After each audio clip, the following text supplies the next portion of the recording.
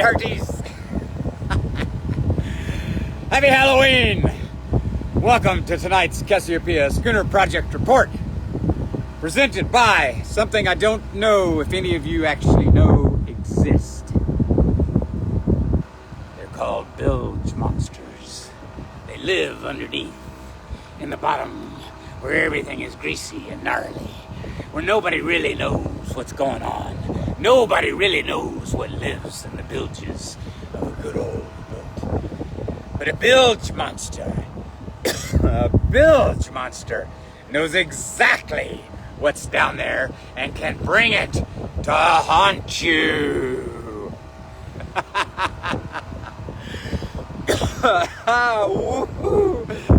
Happy Halloween, guys. There's inspiration for this, I have to say. I'll take you down below so you can hear me. Oh wait, before we go down below, no matter what, even though we're gonna have to come right back up and undo it, even bilge monsters know that what's important in our planet is for us to continually send the messages that we need to send to our planet. So we're gonna put it up, even though a storm's brewing and we might have to come back out and get it back out. Our bilge monsters believe in peace too. Click, click, click, click. Might be a little bit awkward trying to do it with this rig on. Army hearties. 'Tis true that Captain Harry spent all day in the bilges today.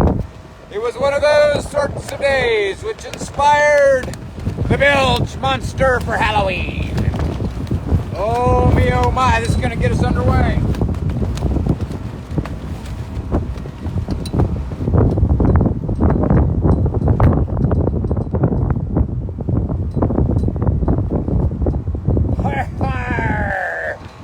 Even from the depths of the greasiest, grimiest places, there are those who appreciate the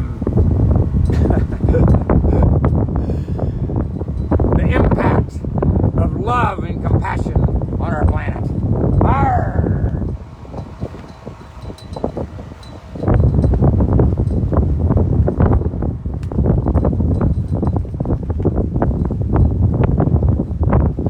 We're going to have to turn the generator up. Arr! So I hope you guys are enjoying a fun Hallows Eve.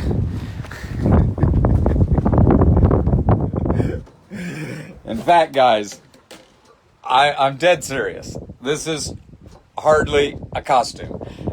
Shy of the bilge pump, I have literally, this is not all, this is, no. I've been crawling around in the bilges because what there are on, oops, okay, that's not going to work, hang on. What there are on wooden boats are these things called limber holes. And the limber holes are holes that are underneath the frames. The frames come across the bottom of the boat like this, right? And then the bottom of the boat collects water. And so for the water to not have to fill up above the frames to run over to get back to the bilge, they drill holes in the frames at the very bottom called limber holes. Now, those things get plugged up. This boat's had them plugged up ever since I got here. I never could figure out how to get it to not be plugged up. And today, I got into the bilge. I got into the engine room to start working on the engine and doing things, and the bilge was over full. And so I had to start working in the bilge. So today's Cassiopeia Schooner Project Report has to do with massive project in the bilge. I'm hoping we've got no more monsters. I'm not sure about the wiring. It might be pulling my ears off. I'm not sure. I might have to disconnect the hot wire just in case we start pumping accidentally.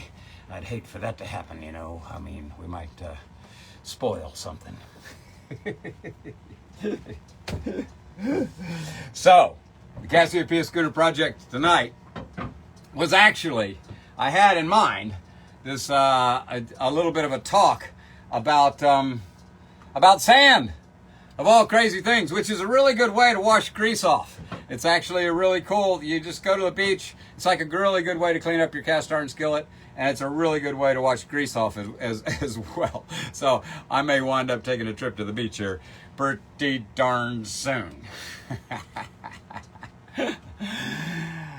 But, oh, yeah, the talk was about sand. That's right. I got to remember. Where was it? What did I talk about? Sand. Oh, you know what the thing is that a significant, I mean, I keep talking about everything is tied together. Even our thoughts. And, oh, man, I watched some other stuff on AI today. And, oh, God, we got to start putting it out there, guys. Putting it out there. We got to put our human spirit out there, because that is what is important about being human. And the interconnectivity of everything having to do with sand. And the reason I thought about it was that I treated myself to a cold beer in a bottle. And I drank that bottle of beer. And then I took the bottle, it was a red stripe, and I took the bottle and I looked at it and I kind of peeled on the label and I thought, God, what an incredible piece of manufacturing. What an amazing thing to melt sand, turn it into glass, create this shape, put all these stickers on it, all that stuff, and I'm just going to chuck it. It's like, and I've been chucking beer bottles my whole life. That's a lot of beer bottles. And beer bottles, along with so many other things in our lives, are made out of sand. And right now, it is very interesting because our planet is in a sand shortage. We are going to run out of things like, say, concrete. And so I started thinking about it. I thought, glass, right? Okay, so windows are glass, bottles are glass, all this stuff is glass. And then I remembered one of my conversations about when I first started learning to, be on a boat and everything. And I had to learn all about epoxy and about customs forms and all this stuff. And then I had to learn which fish to shoot. And I've relayed to you that in the old days, when there was tons of fish out there, the easy fish to shoot were terrible. And that is true about parrotfish. And there were parrotfish that were like this big all over everywhere in the old days. But you could hardly eat them. Every single bite is full of tiny bones. They're oily as all get out. They probably stink. I don't know. I can't smell. But it's like, parrotfish were off the menu. And that was a good thing for, us, me, all of us in the planet, because parrotfish, like all the really beautiful beaches, the white beaches in Hawaii, the white beaches in the Caribbean, most of that really fine white sand is created in one way, and that is parrotfish poo. That is parrotfish poo. That's all there is to it. A parrotfish poos like 100 tons, a ton a day, or no, 100 pounds a day. I can't remember what the number was, but it's huge amounts of parrotfish poo, because they sit there with they got the weirdest mouth of any fish. It's designed for one thing, to keep reefs alive. Because what it does is it goes up next to the reef and it chews off the algae that grows on the reef. Chews. And as it does, it scrapes off a little bit of the skeletal part of the reef. So it has this secondary stomach in it that then turns that into sand. And so then when it poos all this sand. And that's what makes all our beautiful white beaches. Now the other thing that makes beaches is exoskeletal creatures. Shells, all those shells. Oh man. Speaking of shells, maybe we ought to blow at this. I'm going to blow at the storm and make it go past us. Okay, I think it'll go north of us if I just blow at it. That's what I'm going to do. Ready? Check out the storm over there. Check it out. There it is. It's almost starting to rain right now. I can feel it in the air. But what we're going to do is we're going to do a Bilge Monster request for the storm to just pass right over that way. Ready, storm? Ready? Here we go.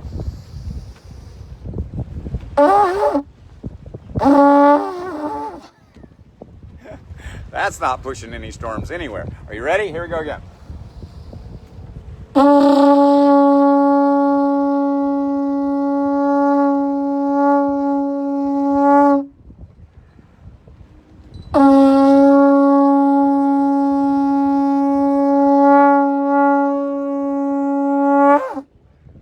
Woohoo! That's going to do it. Okay. Now I won't have to worry about taking a break in the middle of this because I got to deal with something about the storm. Okay, so back to the other thing about our oceans and my serious thing. Even though it's Halloween and I'm sitting here all looking like a bilge monster. Don't forget to pump your bilge. Mind the rudder, meet the rock. That's what my good friend Captain Fatty used to always say. And it's right. And once you meet the rock, then you better have your bilge pumps ready and you better have your bilge monsters sorted out. Okay, so back to parrotfish. One of the things about our reef degradation has to do with the overfishing of reefs. And that's because all the locals, despite the fact that parrotfish are bony and horrible, they eat them like crazy. And when I was sailing through the Caribbean, you would see parrotfish this big all the time. All the time. Especially, they've got these really special ones with these big knobs on their head. And they get 4 feet long. They're unbelievable. And nowadays, you go to the local markets in the Caribbean or in Vanuatu, and the parrotfish are this big. That's all they get to be. They don't get a chance to ever get bigger because everybody's fishing. So they don't get to make as much sand.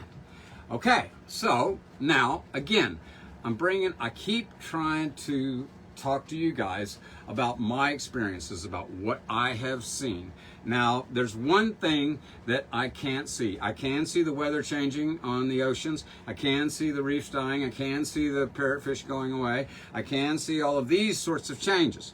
But one thing I cannot see, but I do understand, is ocean acidification. Now, it doesn't get talked about much. It really doesn't. We talk about climate change. We talk about all this stuff. We talk about, carbon and this and that and the other. But ocean acidification is a very basic chemistry thing that is going on right now. As the ocean warms up, the pH is changing. And what that means is that the other half or 2/3 of where sand comes from broken down shells. Some of it comes from like a volcanic, that's why you get black beaches, because volcanic rock turns into sand. Some places it's kind of rock formations that slowly create enough sediment to make sand. But the two major things are parrotfish poo. So remember, when you're laying on that beautiful sunny beach and that white, soft, beautiful sand, wherever it is, it's parrotfish poo. And then the second thing has to do with creatures that have shells. Well, guess what? One of the most dynamic things that's going on in our ocean right now that we need to pay attention to, that we need to put into our heads so we've got the whole picture, and it's not fake news. I mean, this is data that, you can take a bit of ocean water and take it to a 7th grade chemistry class, and they will be able to prove what the pH is and what the elements are that are in that water. This is not rocket science. A lot of this stuff, the science of what's going on with our climate is really not rocket science. If you just want to pay a little bit of attention, then you'll realize that it's, pretty obvious what's going on. So the pH is raising in the oceans. And what that means is that it's calcium, good grief. Calcium carbophosphate. That's wrong. But the thing, the mineral, the thing that's in the seas that helps shells form, helps creatures form exoskeletal structures, is diminishing.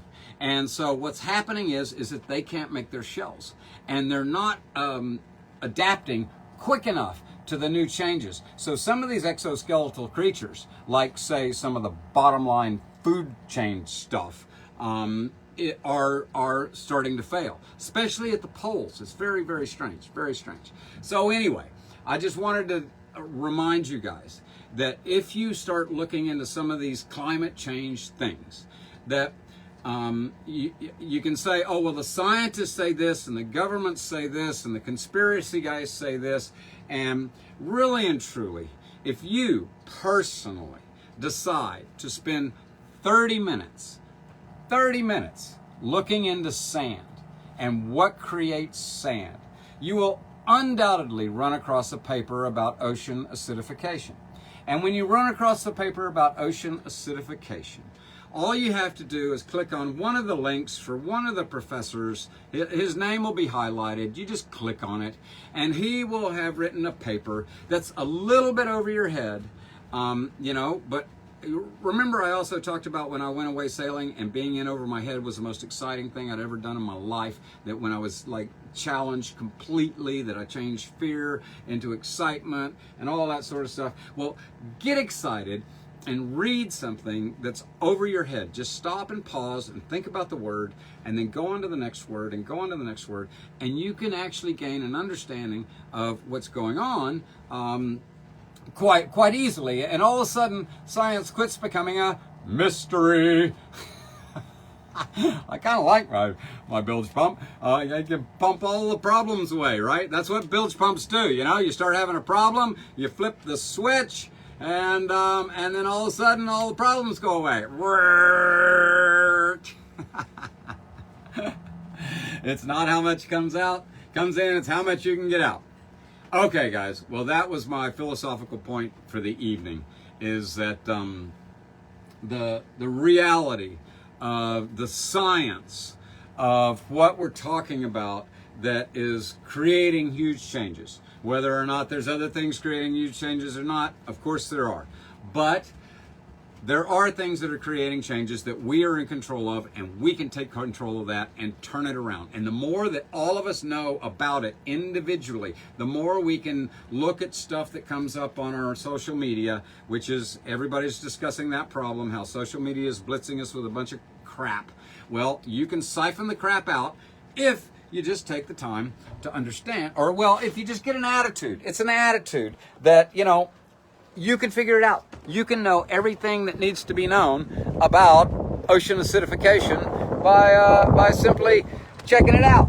And so one of the things that we're going to do is, as we sail across the oceans in this amazing vessel, is that we are going to do water testing, of course. We're going to do lots of water testing. I think we might even test the bilge waters once in a while to make sure there's no monsters in there. And you know what? When we're driving this vessel around, testing the ocean waters and making sure there's no bilge monsters, we will know that every good ship has traditions. And every skipper worth his salt is superstitious about said traditions. And aboard the good ship Cassiopeia, we have a tradition that we do every single time we get underway. And right now, we are underway to get rid of monsters all over the world and make the world a place of love and peace and happiness. So here's to the good ship Cassiopeia. Hip hip, hooray! And to her stalwart and hopefully very monstrous and Halloweeny crew. Hip hip, hooray! And to the great King Neptune, brother. Arr! I promise not to pump any of this stuff into there. Arr! Love ya! Keep us safe.